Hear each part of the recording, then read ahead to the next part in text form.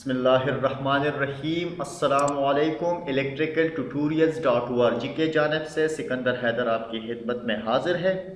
दोस्तों, आज की वीडियो मैं बनाने जा रहा हूँ कि हमने कैसे एक जनरेटर को अपने लोड के साथ कनेक्ट करना है मैनुअल चेंज ओवर के ज़रिए या मैनुअल ट्रांसफ़र स्विच के ज़रिए। ठीक है, तो ये वीडियो स्पेशली इस बारे में है। ठीक है, लेकिन आज की वीडियो सिंगल पेज के बारे में कि कैसे सिंगल पेज जनरेटर को कनेक्ट करना है। दोस्तों, हम ज़्यादातर जनरेटर के लिए मैनुअल चेंज ओवर स्विच इस्तेमाल करते हैं अपने डिस्ट्रीब्यूशन बोर्ड में। उसमें दो टाइप्स आते हैं, एक हैंडल टाइप होता है, एक नॉब टाइप होता है। ठीक है, तो आज मैं हैंडल टाइप की वायरिंग आपको सिखाऊंगा कि कैसे एक सिंगल पेज जनरेटर को आपने हैंडल टाइप चेंज ओवर के ज़रिए अपने घर के लोड के साथ कनेक्ट करना है। ठीक है, उसके बाद हम जानेंगे कि कैसे एक नॉब टाइप या ऑटोमेटिक सिस्टम हम कैसे क्रिएट कर सकते हैं, जिसे हम ATS automatic transfer switch etcetera से जानते हैं। ठीक है, तो ये सारी चीज़ें हम स्टेप बाय स्टेप सीखेंगे। ठीक है, तो पिछले दिनों हम एक जगह गए हुए थे, वहाँ पर कुछ इलेक्ट्रिकल न्यू इंस्टॉलेशन करनी थी। तो वहाँ पर मैंने एक चेंज ओवर देखा जो कम्प्लीटली वायर भी नहीं था, लेकिन फिर भी मैंने उससे कुछ तस्वीरें ली ताकि आपको मैं वीडियो में समझा सकूं कि इसका इंटरनली स्ट्रक्चर क्या होता है, तो आप को सीखने में आसानी होगी। ठीक है, तो ये जो आपको स्क्रीन पे नज़र आ रहा है, ये एक मैनुअल चेंज ओवर स्विच है सिंगल पेज जनरेटर के लिए, या आप इसको डबल सप्लाई के लिए भी इस्तेमाल कर सकते हैं। अगर आपके पास दो सप्लाई अवेलेबल हो, मिसाल के तौर पर आपने एक सप्लाई एक कनेक्शन से लिए तो वो सप्लाई चली जाती है और दूसरी आती है, तो आप दूसरी को बआसानी अपने लोड के साथ कनेक्ट कर सकते हैं। ठीक है, अगर आपके पास दो सप्लाई अवेलेबल हो। बहरहाल ज़्यादातर दो सप्लाई हर किसी के साथ अवेलेबल नहीं होती, तो जनरेटर आपको इमरजेंसी के वक्त इस्तेमाल करना होता है, या जब बिजली नहीं होती तो आप इमरजेंसी में जनरेटर इस्तेमाल करते हैं। ठीक है, तो जनरेटर को कनेक्शन करना मैनुअल चेंज ओवर्स के साथ, ये कनेक्शन मैं आज आपको समझाने जा रहा हूँ। ठीक है, अब जैसा कि मैंने बताया कि इसमें एक नॉब टाइप होता है और एक हैंडल टाइप होता है। नॉब टाइप का कनेक्शन भी सिंपल है, वो इसी तरह है, लेकिन बहरहाल वो एक अदर वीडियो में हम इसको डिस्कस करेंगे। ठीक है, तो इंटरनली इसमें ये कनेक्शंस होते हैं। ठीक है, ये आप जब यहाँ पर वायर कनेक्ट कर लेते हैं और ये हैंडल यहाँ पर इस दोनों को कनेक्ट कर लेते हैं। ठीक है, तो यहाँ पर अगर आपकी मेन सप्लाई यहाँ कनेक्ट होती है, तो ये जब आप इस हैंडल को ऊपर करेंगे तो ये स्ट्रिप के ज़रिए, इस कॉपर स्ट्रिप के ज़रिए सप्लाई यहाँ से आ जाती है यहाँ पर, तो इस वायर के ज़रिए ये सप्लाई यहाँ तक आ गई। तो आप आउटपुट यहाँ से भी ले सकते हैं और यहाँ से भी ले सकते हैं।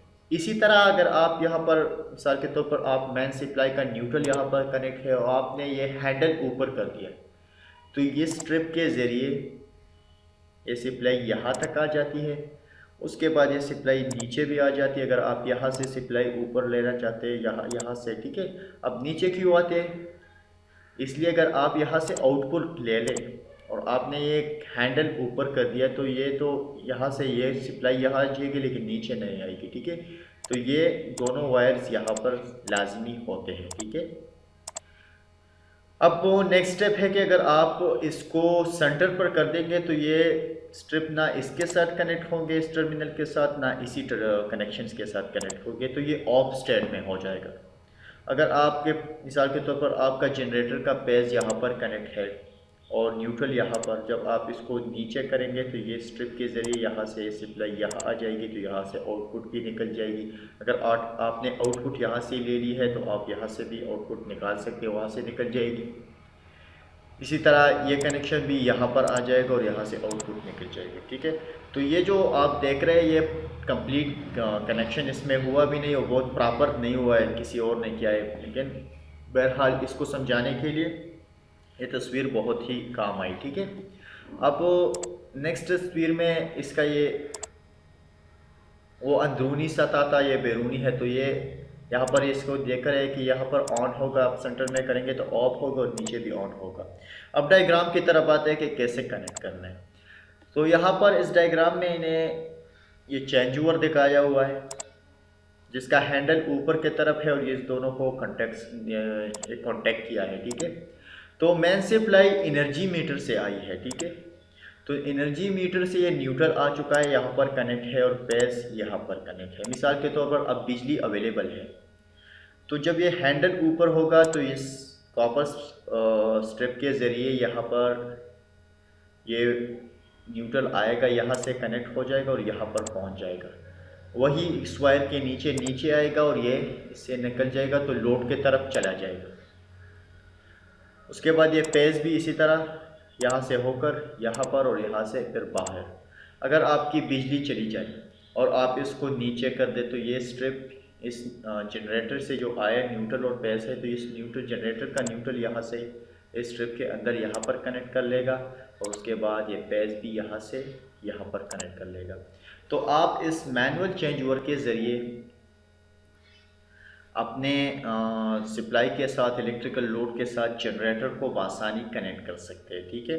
तो जब आप ऐसा कनेक्शन करते तो एक ख़ास बात यही आपके जहन में होनी चाहिए कि आपने जनरेटर को भी पहले ऑफ करना है और मेन सप्लाई को भी ऑफ करना है। अगर आपकी सप्लाई डायरेक्ट यहाँ पर आ गई है और एनर्जी मीटर से है तो उस वक़्त ये काम कीजिए जब बिजली ना हो, या किसी प्रोफेशनल को बुला लीजिए।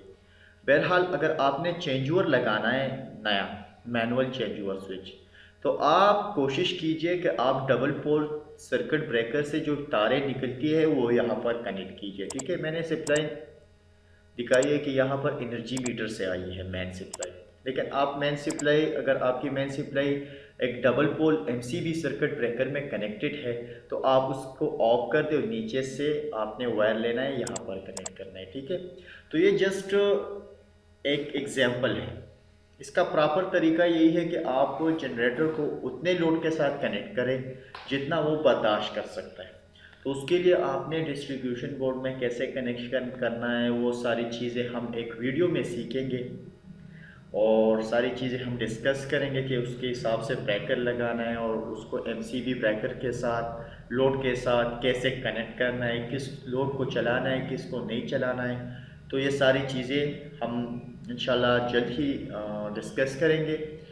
और एक ख़ास बात आपको बताता चलूँ कि अगर आपके पास अर्थ कनेक्शन अवेलेबल हो तो आपने अपने जो चेंज ओवर की बॉडी है उसके साथ अर्थ ज़रूर करना है, ठीक है। अर्थ के बगैर आपने कनेक्शन नहीं करना है। अगर आपके पास अर्थ अवेलेबल नहीं है तो आप अर्थ के बगैर भी ये कनेक्शन कर सकते हैं, लेकिन अर्थ है ना वो प्रोटेक्टिव सिस्टम है, ठीक है। तो अगर अर्थ हो तो कीजिए, अगर अर्थ नहीं हो तो अपने आप को सेफ रखिए। जो उस वक़्त अगर आपको ये काम मुश्किल लग रहा है तो आप एक प्रोफेशनल को बुला लीजिए। इसी के साथ ही आज का क्लास ख़त्म होता है। मज़ीद ट्यूटोरियल्स के लिए आप हमारे YouTube चैनल को ज़रूर सब्सक्राइब कीजिए और हमें अपने दुआओं में याद रखिए। और हमारी जो सारी वीडियोस को कलेक्ट करने के लिए हमारी वेबसाइट www.electricaltutorials.org पे जाइए, वहाँ से आपको ये सारी ट्यूटोरियल्स बआसानी मिल जाएगी। इसी के साथ ही आज का क्लास ख़त्म होता है। अल्लाह हाफ़िज़।